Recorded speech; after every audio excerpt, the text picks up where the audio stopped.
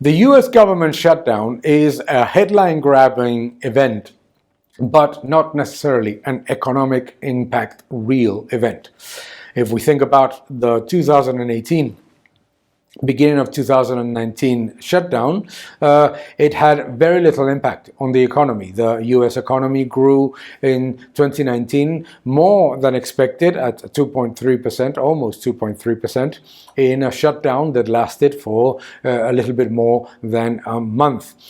So the shutdown is clearly a consequence of a much larger problem, which is the completely uncontrolled deficit spending of the different governments in the United States. And although the impact is small and there will be some kind of negotiation, it is imperative that the United States government enters into a phase of real reduction of deficit spending. We must remember that the latest figure that we have of the US deficit is $1.7 trillion.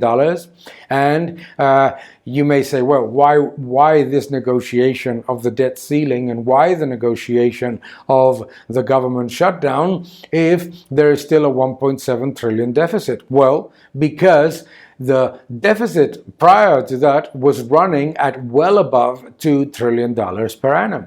Because in the own projections of the Biden administration, the deficit that will be accumulated between 2023 and 2032 will be around $14 trillion.